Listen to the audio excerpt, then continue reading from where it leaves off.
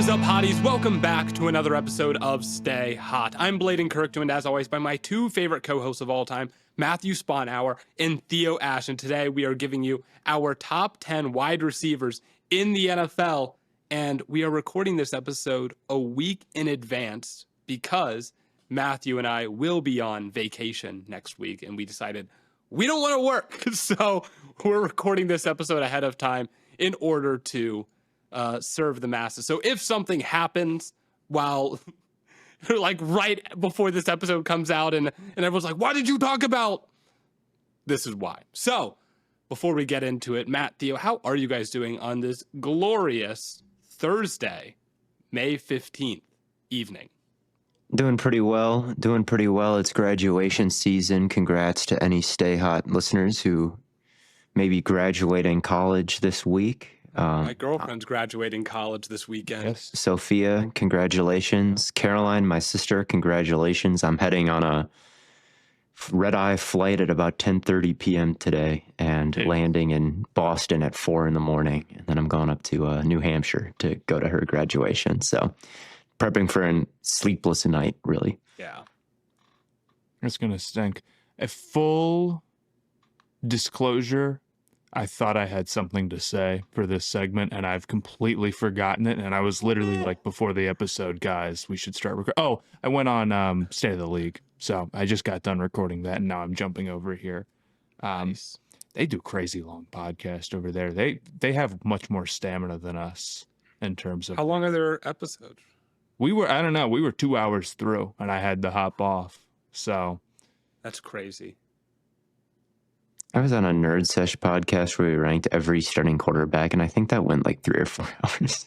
And here's the thing: I feel like it says more about us than it does anyone else. I feel like our I don't have the podcasting stamina that the other guys do.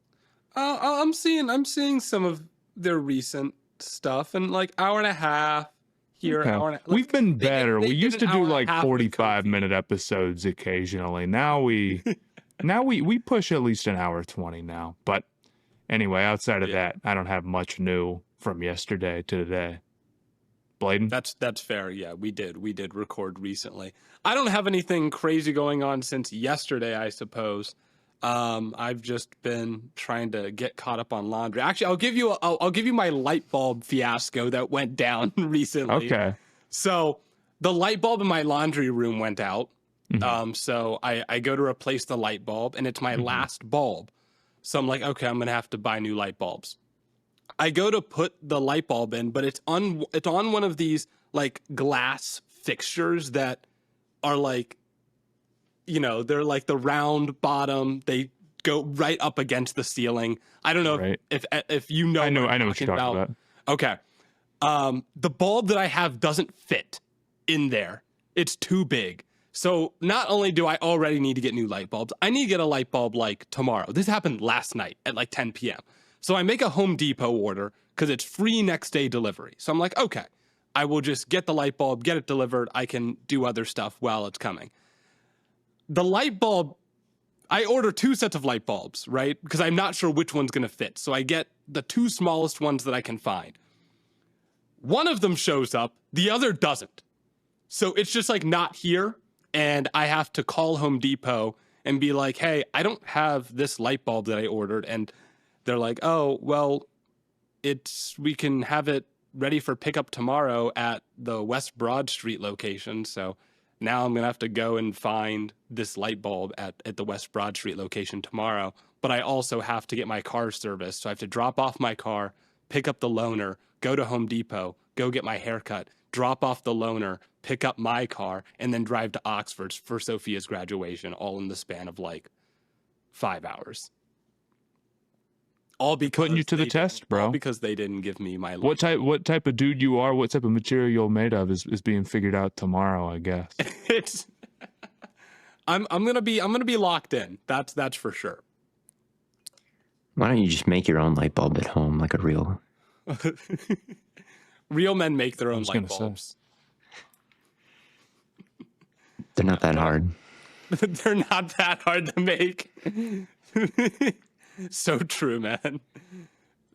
Was it Tony Stark was able to build this in a cave, the box of scraps. I have a request for this episode. Okay, yeah, sure. Can we go from 10 to 1 instead of 1 to 10? Sure. That's been throwing me off that we start at 1 and go to 10. I just feel like I honestly think it's made sense for some of these, but we can start from 10 and go to 1. The only reason I've always had to start at 1 and go to 10 is because I feel like the number 1 spot is always the least interesting, because it's between like 1 or 2 guys. Like, it's never like a very contested debate as to who like the top 1 or 3 guys are. doesn't that mean we're burying the lead then if 10 is the most interesting? Maybe so. We can start at 10. We can start at 10. It's not even that 10 is the most interesting. It's just that the most interesting discussion is not at the top. So it doesn't make sense to start there for me. Or is not. I understand. It just throws me every time when we do a top 10 list and we start at 1. It throws me. We can start at the bottom. We'll start 10 and go to 1 this time. And I do think this is one of the most interesting top 10s that we do, the receivers, just because there's so many guys. So there's just a lot of variance between the 3 of us on these lists usually, at least with receivers. So starting at number 10, we have consensus Brian Thomas Jr. Entering his second year, was a phenomenal weapon for Trevor Lawrence. I think very easy to say that he is the best weapon that Trevor Lawrence has had this far in his career. So, Matt, I feel like this is your guy more than anyone else. So I'll pass it off to you here. Yeah, I mean, I think Brian Thomas Jr. was pretty elite. I think he was like top 5 in yards per route run as a rookie. He is, I mean, one of the craziest athletes at the receiver position pretty easily. He is a monster deep threat. He's somebody who I guess we looked at as maybe a little bit more of a raw prospect. Not super raw, but maybe not the most well-refined. But his ability to turn on a dime as quickly as he does, for somebody his size, I should say, is pretty special. His get-off is really good. He was an incredible threat on the outside. And I think in an offense that's going to see Travis Hunter as well, and it's going to be tough to give him extra attention, he could have an even better year next season. I just really value the athlete that he is and how hard it is to deal with somebody who can stretch the field like he can. So the production was great, and I think he does it in an archetype that stresses out defense in a particular way. Yeah, 100%. I mean, his ability to take the top off and shield at the catch point once the ball kind of arrives at his size is really what sets him apart. Even though I debated, like, oh, do you like him or Neighbors better? Neighbors was probably in an even worse situation. But man, Thomas does a lot of the good things that a guy like Neighbors does at an even bigger size, and I think that makes it a little bit more impressive. And his production was even higher when Mac Jones was his quarterback for a large portion of the year, and that's when he really amped it up. I think was in those Jones starts near the end of the year. I think he was better at the end than the beginning. So to put up those kinds of numbers with that kind of situation, everyone's about to be fired. Jones is your quarterback. Like, to be putting up 100-yard weeks every week is pretty ridiculous. Yeah. Oh yeah, man. So I don't think we're gonna have too much debate here as with him being the number 10 guy. I am gonna probe here on number 9 though, Theo, because Drake London was the consensus number 9. You didn't have him on your list. Why? There's just a lot of good receivers, really. And I was thinking about like kind of the stack of Higgins and Mike Evans and Drake London. And I think all of those guys are pretty ridiculous route runners and catchers and, yak threats, how physical they are. It's kind of hard to differentiate those guys for me. So then I just kind of went off production there. And then I put Hill on my list as well. I put him at number 10 even after last year. Tyreek Hill is a difficult case for me. Matt, you actually put Tyreek Hill pretty high on your list, and I think there's a wide range of spots where you could put him. And I think there's a wide range of spots that you could kind of put Drake London also. But I do think, and I stand on the idea that Drake London is the most complete wide receiver in football. Like, I don't know if there's anyone, especially at his size, that is moving as well as he is, catching the ball as well as he is, making plays after the catch. I know Nate Tice tweeted a video out in like December of him like making someone miss an open space and then trucking someone else. And I'm like, this, no one else functions like this as a wide receiver. He's just he really is held back so much by, or he has been at least, by a horrible quarterback situation. As hopefully Michael Penix Jr. can start to help him see more production, because like if that's the thing that everyone's going to hold him back on, that he had 1,300 yards. Situation is the thing that needs to change. But yeah, he still produced pretty well. But I think he could go even crazier. I really certainly. Certainly he could. I mean, his ability to run the in breakers and cut on a dime like he does, like a crisp, jagged 90-degree angle. Yes. I've seen him run routes like that with a corner having inside leverage. So there's somebody like walling him off from doing just that. And he just throws him right by him and makes that cut, and then makes like a diving catch out in front of him. He ran a route on Darius Slay last season where he set him up to the inside and then broke out towards the pylon. And like the way his feet were just kissing the grass there was so beautiful for such a big and physical receiver. Then he's one of the best at high pointing it as well. Like you mentioned, Blaiden, just a load to bring down after the catch. Like he really is every bit as good as in terms of the contested catch artists of the world. Like he's at the top of that genre along with Higgins and Evans. It's hard to make a call between those three. And I think like it is kind of the route savviness and what he does after the catch that I think separates him from Higgins and Evans. Yeah. I do see those guys not that they're like one trick ponies, but Drake London accesses every single area of the field in ways that most receivers just don't. Yeah. I'm glad you had conviction in him high enough to put him at number 9. Like that's why it's a consensus list. Matt had him at 10. I had him at 7. So I'm glad. I'm glad to see his name. I think there's a really good case for him being better than those two too. When you're talking about receivers, and maybe we should have said this before we even start, you can, to the end of time, be like, you really didn't have this guy in the top 10. You only get 10 spots. I mean, there's plenty of dudes I'm looking at right now where 20 it's like, spots, man. Right, you don't get 20 spots. There's only so much room here. There's a lot of really great receivers. Yeah, I mean, I didn't even really consider like Jackson Smith and Jigba and Garrett Wilson for this list, and I love those guys, and they could easily be top 10. Look, I love Garrett Wilson, but like, and you know what? We fought that good fight for as long as humanly possible. At a point, he's got to have like a top 10 season, even if it might not be his fault. If we're going to have a certain somebody, I mean, there's a lot of receivers who could be on the not his fault list. There's a lot. I think Garrett might be at number 1 on the not his fault list. We'll always have his catch versus the Texans on 3rd and 19. Matt. Do you want to hear the 4 guys that, and maybe we should have done this before we started, the 4 guys that got votes but missed the cutoff, like the cutoff for the top 10? Sure. It's Devontae Adams, T. Higgins, Mike Evans, and Devonta Smith. Yeah, it's a good. It's a tough list to make. All those guys are very deserving and very good. But who is number 8? Number 8 is Tyreek Hill, in part because of you and Matt, in no part because of me.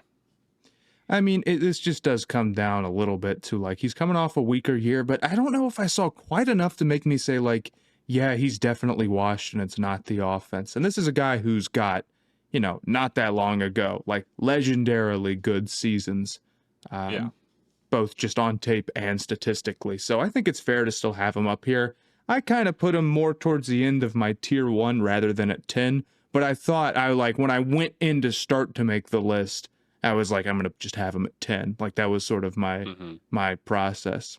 When Hill is doing his thing, I mean, we've talked about it before. It's incredibly special. because he's, the fastest player in the NFL or one of the fastest players in the NFL. He can change direction like crazy. His acceleration's crazy. It's like totally fluid.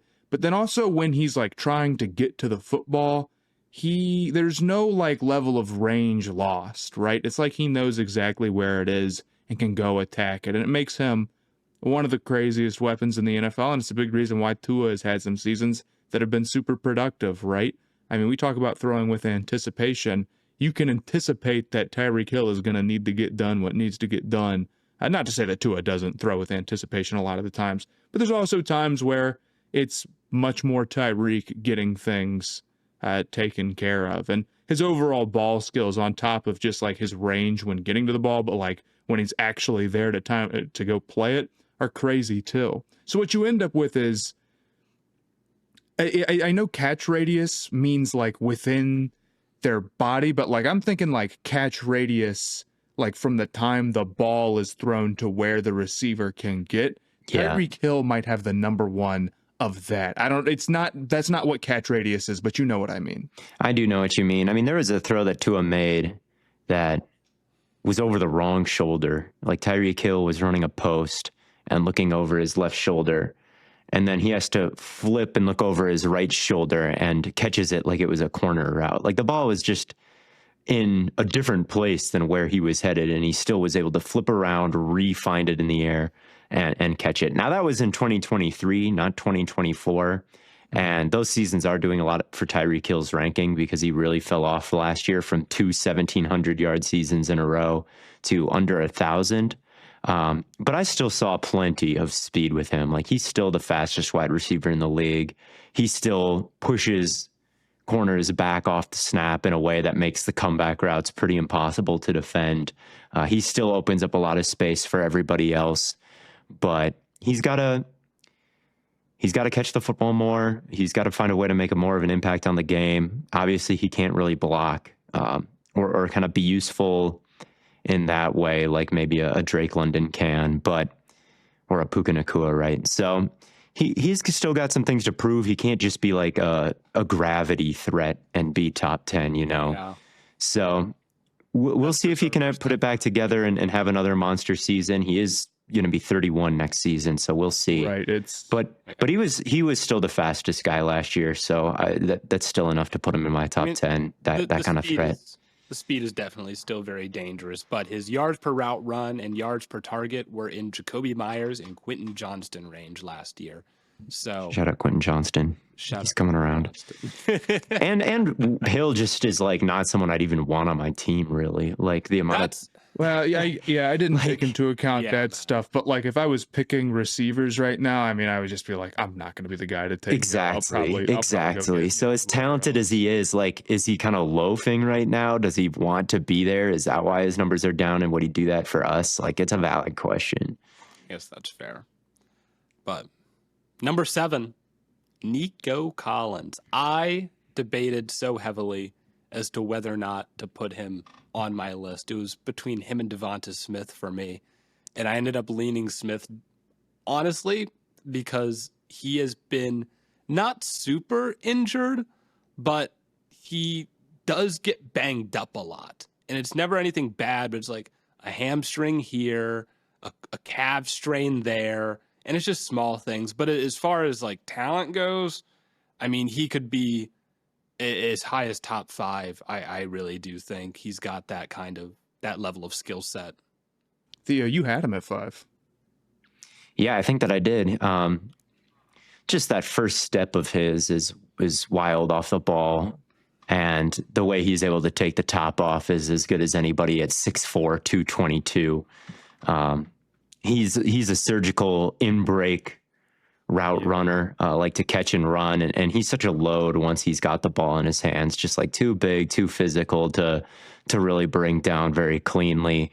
And then like some of the catches he's had, like the miracle catches on the sideline where it's like tight coverage and Stroud puts it just in the right spot.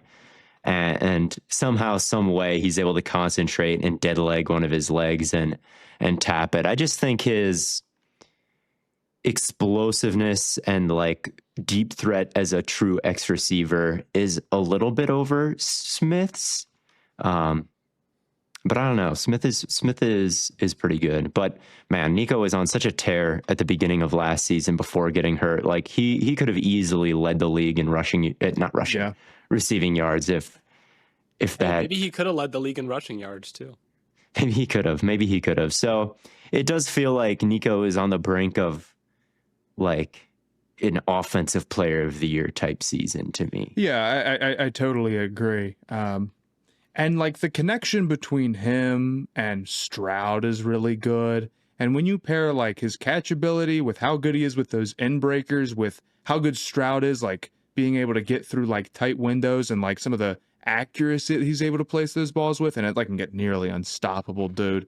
You know, I had him at 7. I thought I was going to be really high on him. I feel like 7 is fairly high, but like he absolutely is somebody who has the potential to go put up the best receiving season of anybody next year.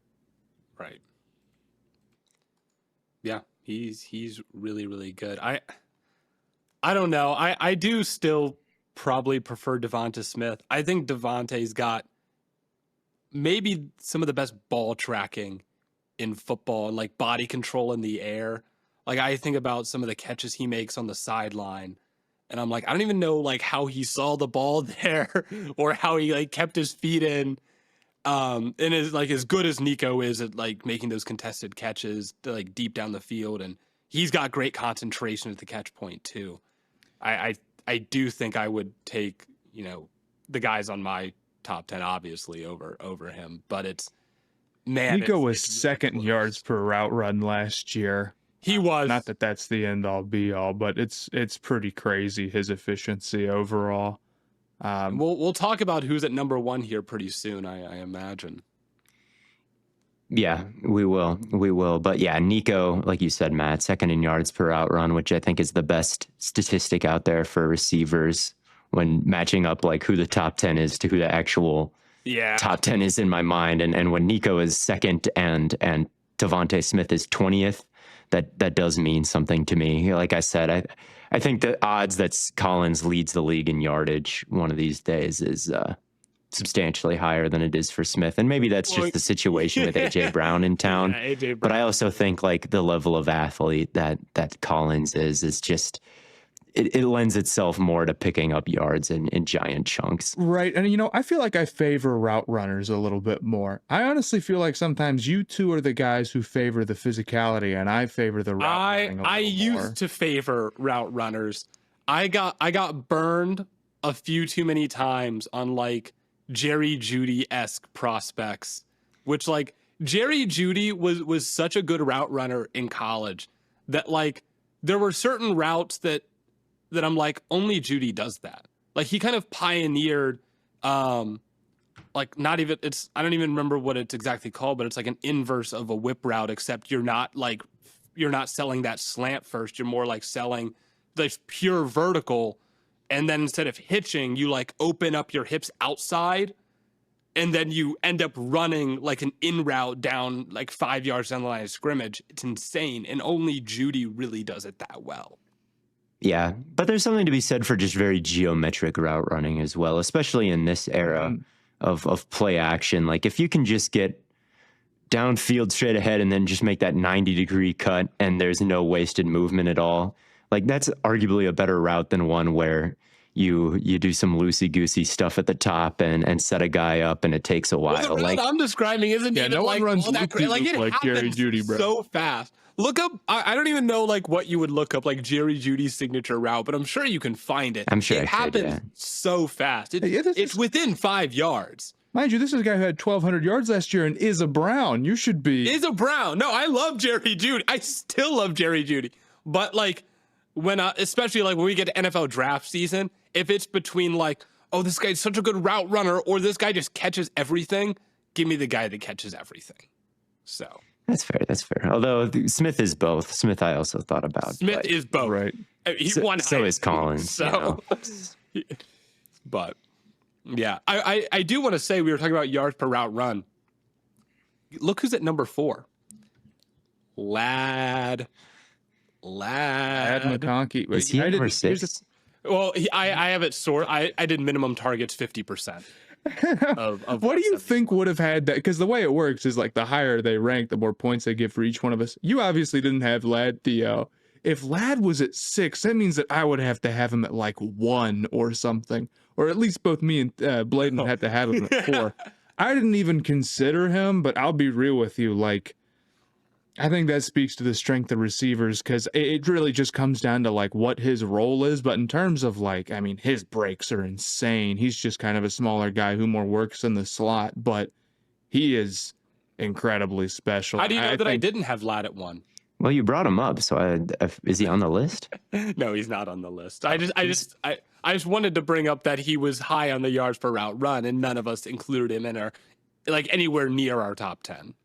I mean, I don't know. I don't know how much he would have been near it, but I only listed 10 guys. He would have been close. I don't like to get into honorable mentions, because then you got to do honorable mentions for the honorable mentions. And how is this guy not in the conversation for the honorable mentions? I mean, Right. it never ends. Yeah. But Ladd would have been. I think 1 honorable mention is fair, you know. But yeah, you get like 5 honorable mentions. It's like, where's so and so? Yeah. But number 6, Theo, is the sun god, Amon-Ra St. Brown, which I don't know if he needs much of an introduction. We're getting into the, I think, established guys at this point, except we still have one more who's going to be relatively new to the list. But St. Brown. I mean, St. Brown's been first team All-Pro each of the last 2 years. There was a point where he caught like every target for 3 games or something like that last year. Just the epitome of reliable. I think when I think of Amon-Ra St. Brown, the first plays that come to mind for me are the hook and ladder plays, like where it's such a given that he's going to win on his slant.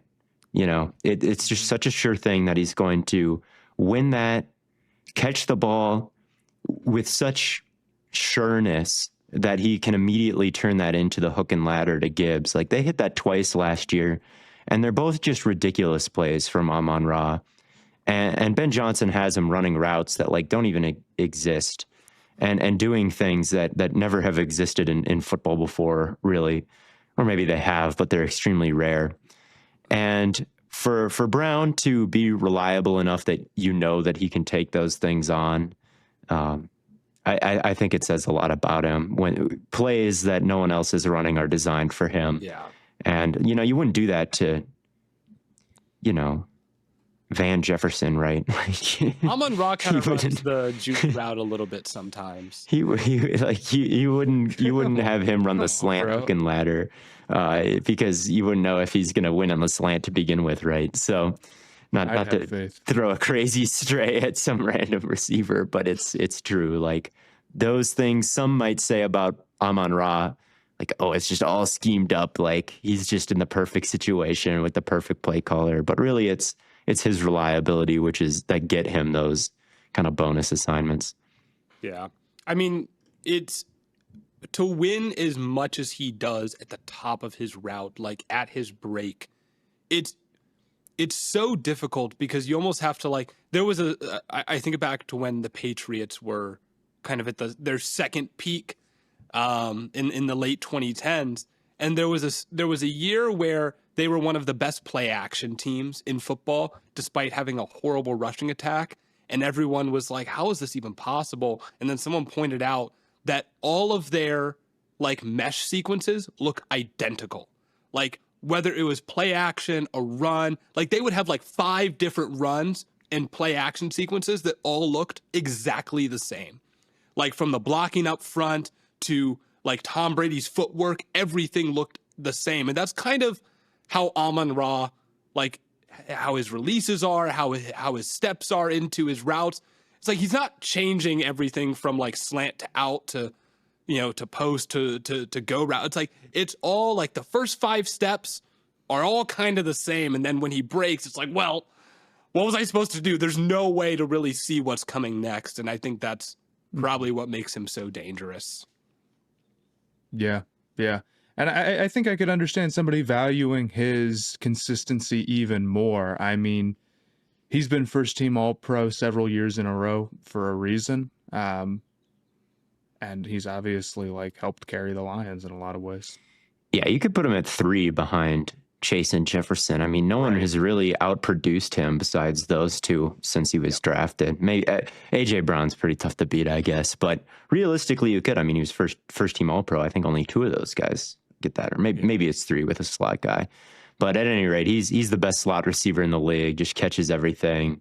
Doesn't matter if it's on the sideline. He's got the fancy footwork.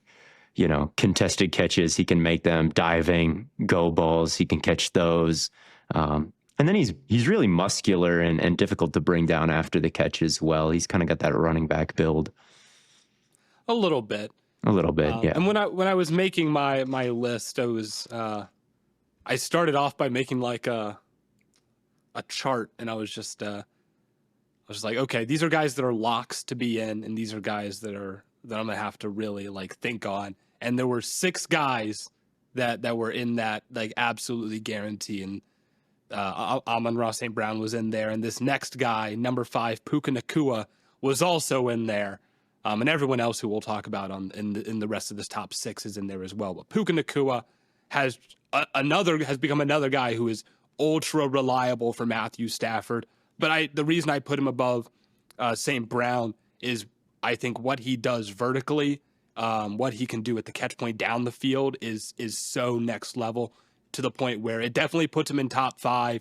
And I think he also has a case to be in that top 3 conversation as well. He is number 1 in the NFL in yards per route run by an insane margin.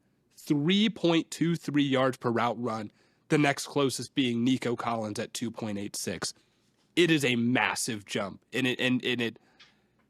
He's just so good. He is a big reason why this Rams offense is as good as it is. Yeah, if you want to have a fake woke take, say that Puka Nacua is the best wide receiver in the league, and you would, I think you'd be wrong, but it's closer to the truth than people might think. Like there's just enough backing you up, and like he's got the highlights for it. And here's the thing, with Stafford throwing the ball, he's got a real chance to like put up the numbers next year. Yes. Where it's like he might just get like 180 targets. I know Adams is there too, but that hasn't stopped Stafford before, right? So I totally agree with you about his vertical game. He's also another guy who's great at the catch point. He's also another dude who's just super physical. Yep. And the Rams were crushed when he was gone. Yeah, he is like Amon-Ra St. Brown, but I'd say he's just better at everything. And Amon-Ra's first team All Pro. But seriously, like Nacua is bigger. I think he's faster. Like I think he makes even more spectacular catches. I think he's way better at breaking tackles, and he's probably a better blocker as well in schemes that really ask a lot of him in that way. Yeah, that's the other thing we don't mention enough is the blocking aspect with some of these receivers. Puka Nacua and Amon-Ra are fantastic blockers. Right. Yeah, I think Nacua had catch of the year last year, as good as Garrett Wilson's was, but his catch, I think it was against the Bills on the sideline where he made it kind of passed by his eyes and he caught it with one hand behind him. And then he dropped his toes down and like with millimeters to spare on the sideline, he caught it out. Like basically his entire body was out of bounds except for his toes. And like he was making the one-handed catch behind him, like really tight coverage. I think the ball even went over an outstretched hand that was kind of screening his vision.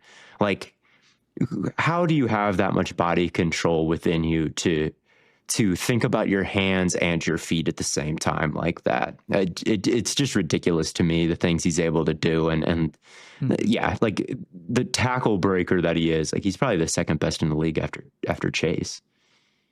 Yeah. So it's weird. What I always get almost like discombobulated whenever I think about like the Rams wide receivers recently, because like you mentioned how big Puka Nacua is. I almost didn't think of him as like this like large body receiver.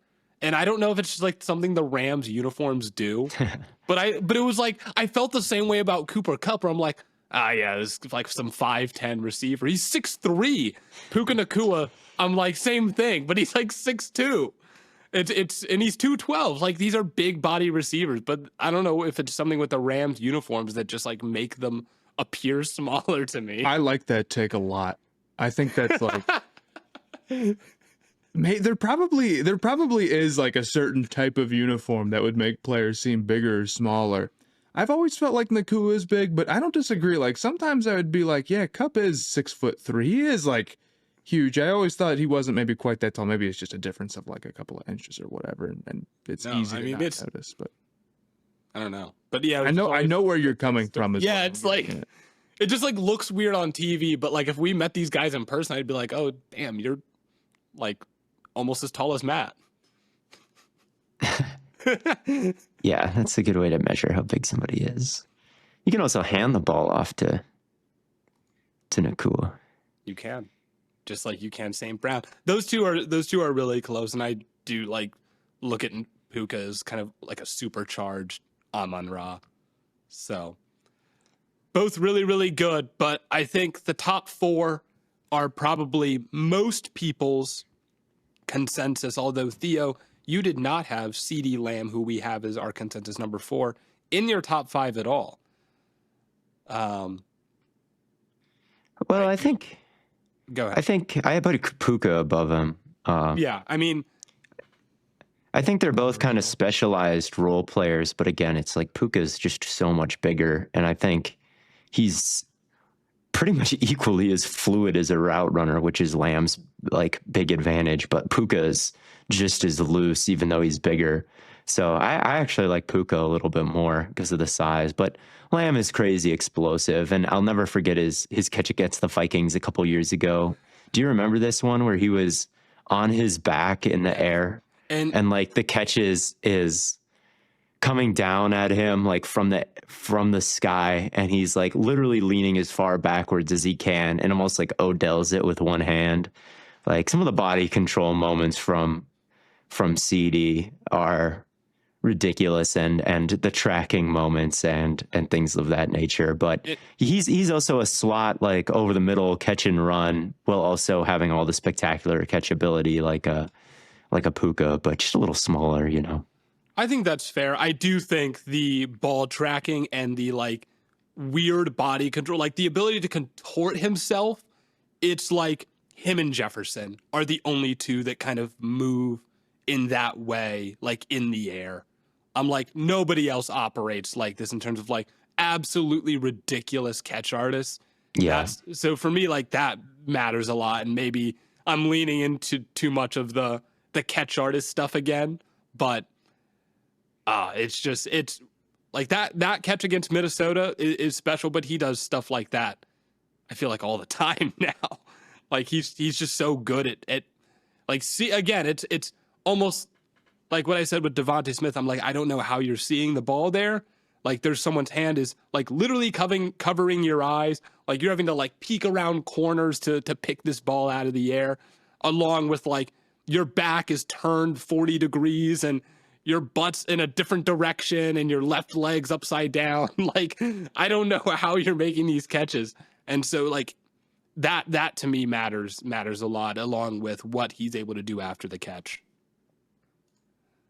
Yeah, I think he's one of the highest in the leagues in yards after catch, and that was this year with just a lot of defensive attention on him. I know there's a good number of dudes who are in bad situations receiver-wise, but with Dak being injured and the rest of the state of the Cowboys receiving core, I mean, they're asking, more is being asked of Ceedee Lamb for a team that's like really trying and like should be getting something done than a lot of other dudes. So I gave him a lot of respect for that. But I don't think having Nacua over him is crazy at all. And honestly, like, I mean, I had him one off, I think. I think if I had to bet on who has a bigger season next year, I might go Puka. Yeah, that probably wouldn't be a bad bet to make. But, man, Maybe like Pickens Lamb opens things up for the Cowboys again. I don't know. Maybe.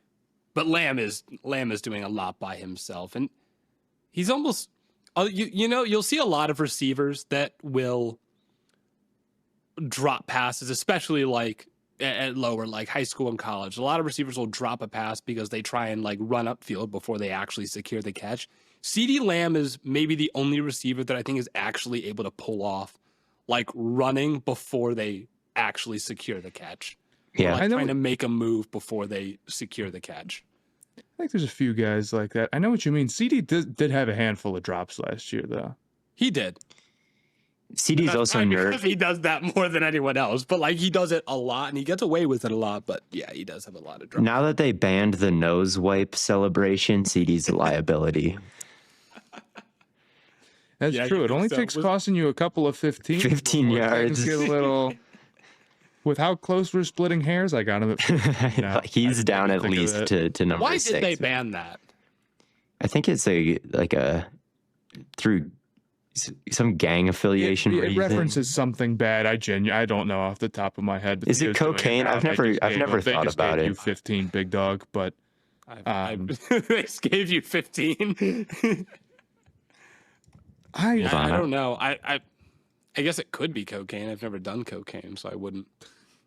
I wouldn't say I know. Fair enough. No, it hasn't affected our rankings of him receiver-wise too much, I guess. Shout out to him, though. Theo's looking it up. I'm sure he'll find it. I'm trying to stall, but I fear we might have to call. Reddit is not very helpful. None of these Redditors know the gang. Know the gang culture, I guess. Dude's looking on Reddit for why they banned the season. Someone just said something to do with Atlanta. Something to do with it. Real specific. Nice. Very. It means they're slime, which is popular term for from hip hop. Pretty sure from Young Thug or Gunna. It just means they're cool.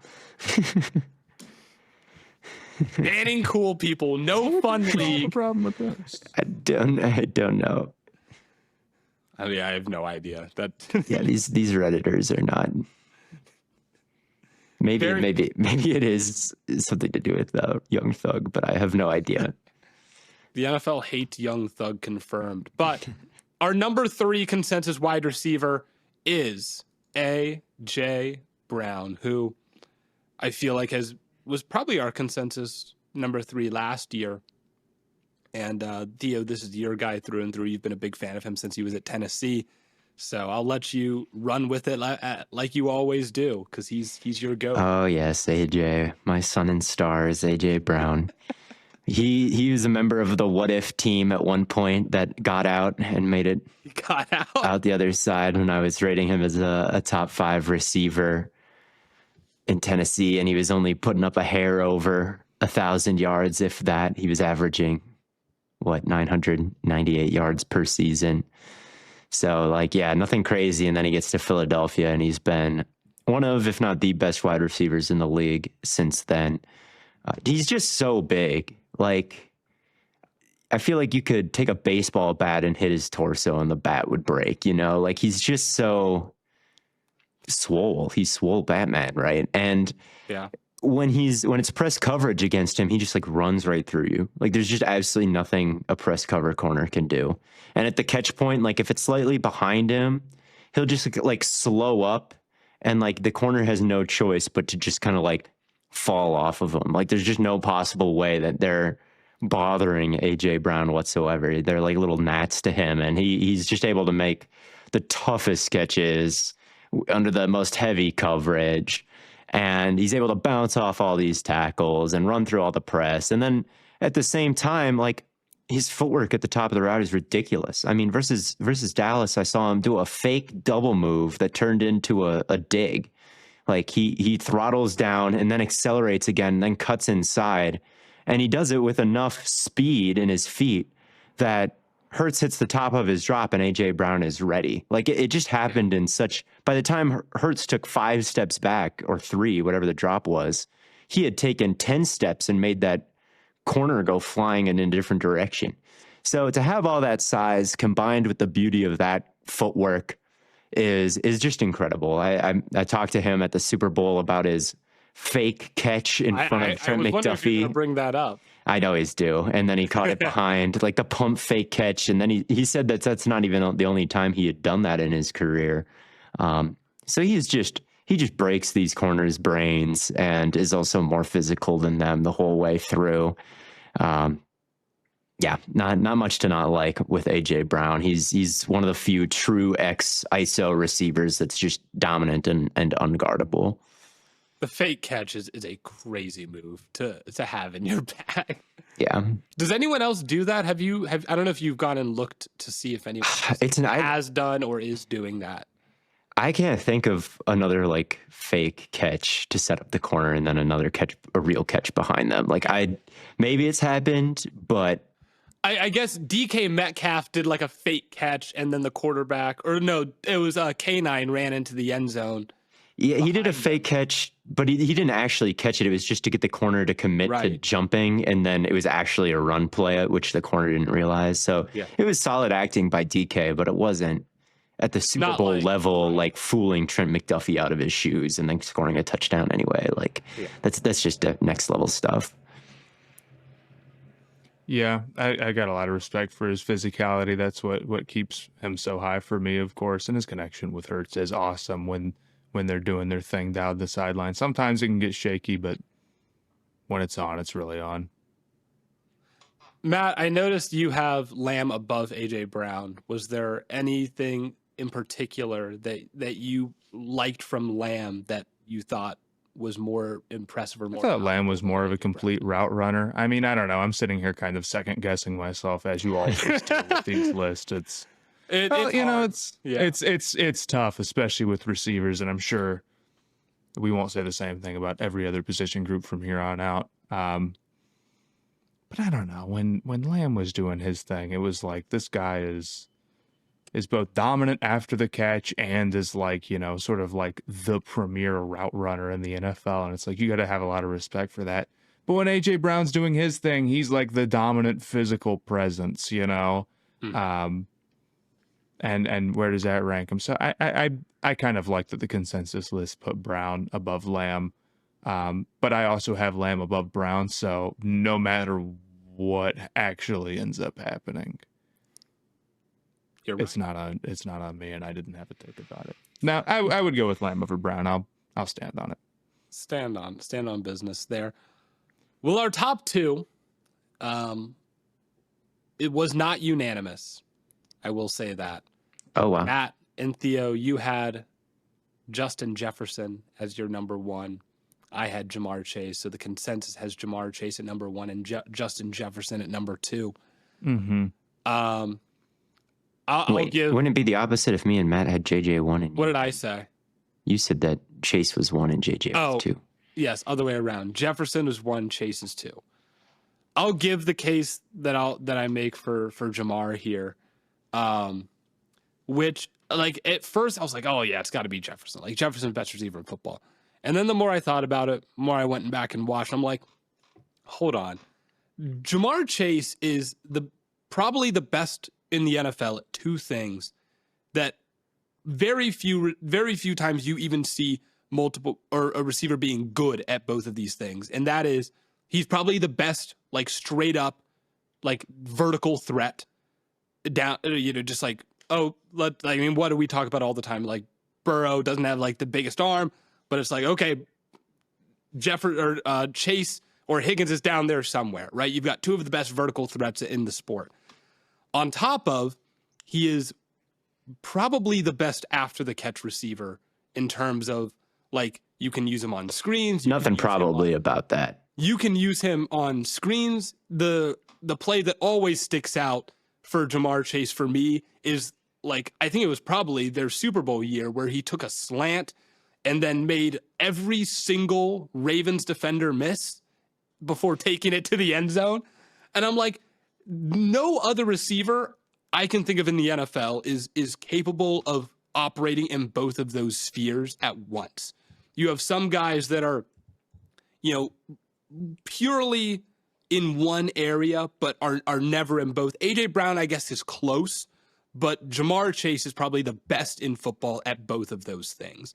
And so to me, that is the thing where I'm like, he might just be better. I don't know, but it's close. I go back and forth now, but yeah, I started off thinking, oh yeah, it's just like obviously Jefferson, but I don't know if it was quite that cut and dry. I mean, when you look at the yak, it's clear that Chase is the best, and that's the thing that that Jefferson just doesn't have that Chase does. Like he averaged, not averaged, he totaled 794 yards after catch last year. That's like 100 more than A-Chain, who was second in Yak last season.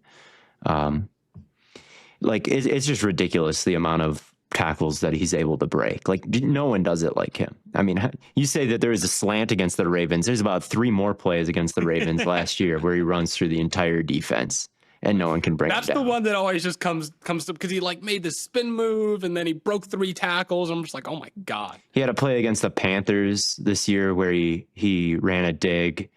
And he took his time. Like I call him a geometric runner, but on this route, he even like set a guy up like kind of the opposite direction before crossing the middle of the field. And he caught it, broke the first tackle. Somebody came in and threw a shoulder at him. He just bounced right off that. And then he turned the corner up the sideline. And after breaking 2 tackles, had the stamina to take it the rest of the way. Yeah, I think that one might have been a penalty though, watching it back, but I know what you're talking. I mean, it was a good play by Chase, but yeah, I think that one was like a penalty that they didn't. It got brought back. It got called back. Is what you're saying?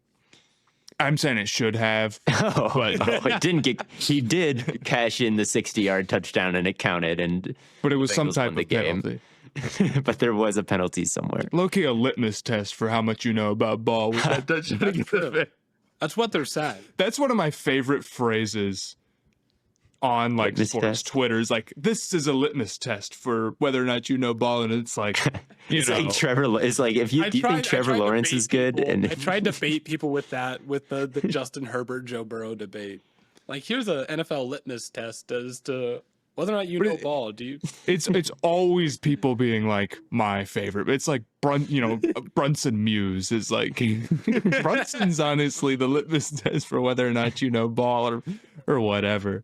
Yes. Is it crazy to say that Jamar is like modern day Julio? I think Julio was more complete. I think he's more like Steve Smith. Like Steve Smith was a Triple Crown winner. Like he was ridiculous after the catch. He was kind of the shorter, stocky guy. Like I think Chase has a lot in common with Steve Smith Sr. I like that comp because I feel like Steve Smith doesn't ever get any comps because he was like so short, where it's like he kind of has a unique body type. Yeah, he kind of has a unique body type, and then nobody wants to like make the comp to a guy who has a unique body type. But that doesn't mean that you can't have a similar play style to him because you're probably like 3 inches taller than him or whatever. Mm-hmm. I just think Chase is a more well-rounded route runner, and I love his ability to play the ball. And I prefer him because of that. That's what my thought on Jefferson over Chase was. I don't disagree about the yak stuff though, and the down the sideline stuff. But to me, Jefferson is just such a dominant route runner in a way that allows him to get like an insane amount of work, an insane amount of targets, and he can do it truly at all levels in any way. But then on top of that, like he's plenty physical, and he plays the ball particularly well. And I think on Sundays it ends up makes everything kind of just look so easy for him, Yeah, 100%. I mean, Blaiden, you talked about how Chase is one of the best deep threats, and he is, but the guy who actually led the league by 100 yards on vertical routes last year was Justin Jefferson. He had like a 97-yard touchdown where he took the top off the entire 49ers defense, caught the post, and then made the 2 pursuing guys behind him miss by like slowing up and reversing field and scoring. So, he's every bit the big play threat that Jamar Chase is.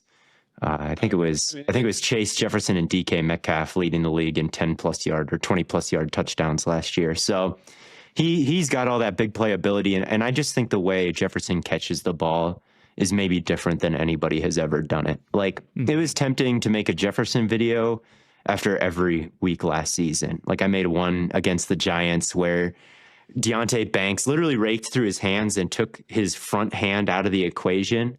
But it didn't matter because Jefferson was just like, fine, I'll just use my backhand and then pin it to my body. So even though there's like such heavy contact, I still just can make that intuitive on the fly adjustment to the way I'm catching it and still secure it.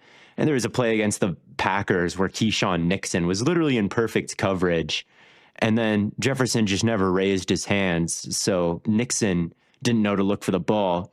Jefferson played it like a soccer player. He like played it off of his chest. It hit his chest first and then bounced into his hand.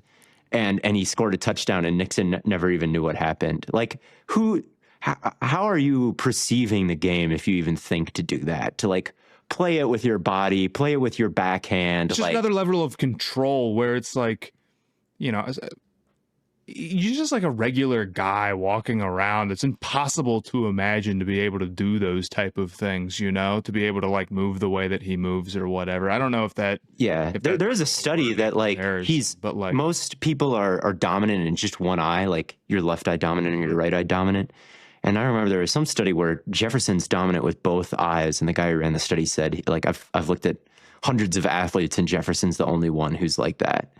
Like he's kind of an alien from outer space. Like he plays a game that's almost not on a human level. I feel like it's different. And the way he runs routes, like he just plays mind games with the corner, man. Like if you're the corner and you think you've got Jefferson, like he's already planned that move out and he's going in a different direction. So I just think he's the hardest guy to guard in the league and one of the hardest ever. And there's a reason why he leads the NFL all time in receiving yards per game by like 10 yards. Like, it's pretty ridiculous. If he plays long enough, he's the one. Like, if anyone's going to break Jerry Rice's records, it'll probably be him. Chase is too. Like, Chase was a sensation as a rookie and has been since. He averages 87.5 yards per game in his career. That's above Calvin Johnson. That's above Antonio Brown. That's above Julio Jones. Like, there's your top five. And then Jefferson's there 10 yards ahead of him. I mean, it's pretty crazy. It's pretty crazy. Yeah, it is. He is kind of the receiver, isn't he? Like, yeah, he is the receiver. He is the receiver. Theo, we do need to know, and I will ramble off the list here. Don't worry. But we do need to know who is the not his fault wide receiver. I think it is Garrett Wilson. Do we need to give multiple? Do we need a wide receiver 1 and 2, or is it just? Well, here's the issue with that. Okay, you're going to have to build out the offensive line, and like, is there multiple not his fault guards? Okay, it might be a little bit. There probably is. We could just do one player per position. Maybe. Well, Theo, this is your call. I think Neighbors is, but he had a productive year. Incredibly worthy.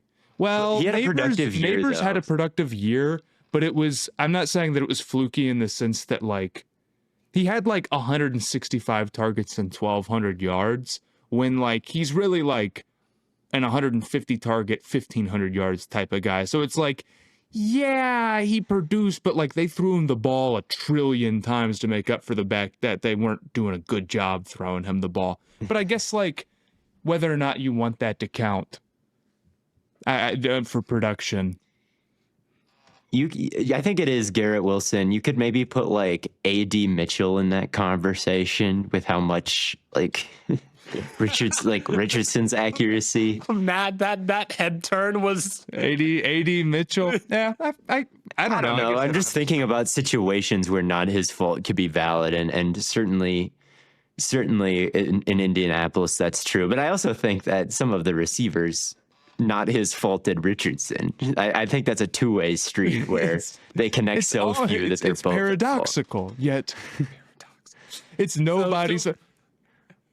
London was this, but he, like Matt said, he had a pretty productive year last year. You got to be blaming Pittman for a whole hell of a lot, because Josh Downs is my demon, and Alec Pierce went to Cincinnati. So Alec Pierce had one of the most efficient years last year. But Alec Pierce average depth of target 22.8 yards. Oh my God, we're throwing him nukes, man. That's he had 22 yards per catch. That started to get up. He ended up with 12 yards a target, which has got to be like top 5 in the league. That's awesome. He was great last year. He led the league in yards per target. Let's go, bro. That's not nothing. He's a great role player. You know, He led also the league we did in not. yards per target and yards per reception. We did Yeah, not. he had a good year last year. We did not bring up Terry McLaurin at all. He's not in my top 10, but he certainly is after last year. Just considering like what he is as a deep threat, worthy of being in the conversation. So McLaurin certainly deserves a shout out. We already said McConkey. Smith and Jigba, we already said. Higgins is the guy that I had on here, yeah. the highest who didn't go. But I just think that he is a kind of unique animal where he's probably the best above the rim receiver in the league. And his yards after catch ability was kind of at a different level than it's been previously last season. Like he was such a bully after the catch, like so physical, burrowing ahead, like stiff arming, just breaking tons of tackles. And yeah, good route runner as well. Contact in his way, just gets thrown right by. He was a monster last season, so I put him pretty high. I did not realize that Wan'Dale Robinson. How many targets do you think he got up to last year? I knew they were Probably like 90. Wan'Dale Robinson. 132. What? Now here's this follow up. How many yards do you think he had? On 130 targets? On 130 targets. Did he have 800 yards? He had 699 yards. No! I'm always interested in like what are the least and most efficient seasons after like a certain number of targets. Because like I remember when Terrell Pryor had like 150 targets to break 1,000, or like Kelvin Benjamin did the same. That's got to be an all-time bad. And I'm not even trying to hate, but that's got to be an all-time stinker number. That is really bad. So shout out to him. That Terrell Pryor season, because that was awesome. I remember that must have been what, 2016. It was 2016. Because that's the year they had all those all those quarterbacks, and then and he also played quarterback that season a little. Right, he played quarterback. They had, but he was also, so he would play quarterback that season, but he only attempted 9 passes. So because it was only for one game, because they kept like burning through quarterbacks. Like Kessler went out there and instantly. It was the Miami. And then they sent McCown out there. He like instantly got hurt. They had like Charlie Whitehurst out there or something, and he got hurt right away. And they were going through it. But that's crazy. The one guy that I had on my list that didn't end up making the top 10 was Devontae Adams. He's not washed, brother. He's still such a great route runner. He's got great hands. He honestly could be a not his fault wide receiver after last season. Definitely. Also. Just all the Jets, just put all the Jets players in a bag, and except for Rodgers, and that's the not his fault team right now. Put Justin Herbert on last year's Jets team instead of Aaron Rodgers. Do they win the Super Bowl, Theo? Probably not. But maybe. Good. Can't blame a guy for asking. But yeah, that was the only other guy I had. Well, the whole not his fault team right now is Justin Herbert, Devon Achane, and Garrett Wilson. I might change it back to Kenneth Walker. Honestly, I was thinking about it, and I think Walker is better than Achane. I do. Sorry, I've fucked up the list. You did fuck. It's okay. I think that Walker having like 3.7 yards per carry makes it like it's even more of a drastically terrible situation. You know what I mean? Yeah. So where the numbers look like he's like not even good. And yeah, you need a really indefensible. Worthy. Right. That's the thing. Maybe Herbert isn't even the best, not his full quarterback. No, because Herbert, here's the thing. I generally agree with that rule, but obviously Herbert is like, he's the king. He's the original. Yeah, I mean, that's Herbert. So it's like, and also the bar for which we're comparing Herbert by, if I said Kenneth Walker was like the 12th best running back, that's one thing. We're trying to say that Herbert's like 5. You know what I mean? And it's at quarterback where there's like other guys who have great years. So it's a little different. It is a little different. on the best not his fault guy, like Herbert's the original, so it has to be him. It might be Lawrence. Lawrence is up there, but it is his fault more than Herbert. Like Yeah, Lawrence is just not as good as Herbert. Lawrence is just not as good, and that's the thing. Maybe Dak could have been maybe up there Dak, last maybe year. Stroud. Stroud definitely could have been up there. But here's the thing, and this is what we haven't considered. Part of being a not his fault guy is that people have to disagree. Everyone agrees that Stroud is like not to blame for the Texans. Not entirely, but there's far more support for that than there is for like Herbert being top 5 and all of, the Chargers' failures not being his fault, I think at least. Like if you posted a video right now, Theo, where you're like, here's why it's not all Herbert's fault, which you have many a times. I look at the comments, you're getting crushed. If you say that same thing for Stroud, the top comments are not going to be upset about it. I agree. That social media likes Stroud. Yeah, they do. But here is the final consensus stay hot top 10 wide receivers in the NFL. I didn't say it at the beginning, but if you've been following our top 10 list for a while, you know that we each make our own list, and then it's a ranked choice voting formula to get the consensus ranking. So, number 1, Justin Jefferson. Number 2, Jamar Chase. Number 3, A.J. Brown. Number 4, Ceedee Lamb. Number 5, Puka Nacua. Number 6, Amon-Ra St. Brown. Number 7, Nico Collins. Number 8, Tyreek Hill. Number 9, Drake London. And number 10, Brian Thomas Jr., with some honorable mentions to guys like Devontae Adams, T. Higgins, Mike Evans, and Devonta Smith. Nice. I think I did that pretty good, I'm starting to get some wind in those top 10. It ain't we go easy. through like all 32 teams where I don't want to do it anymore. But unless you guys have anything else, I'll wish the people a good day. Once again, we are recording this episode in advance, so if anything crazy happened and we didn't report on it, not our fault. But thank you all so much for tuning in to another episode of Stay Hot, and as always, from your favorite fellas here, we will catch you on the flippity flop.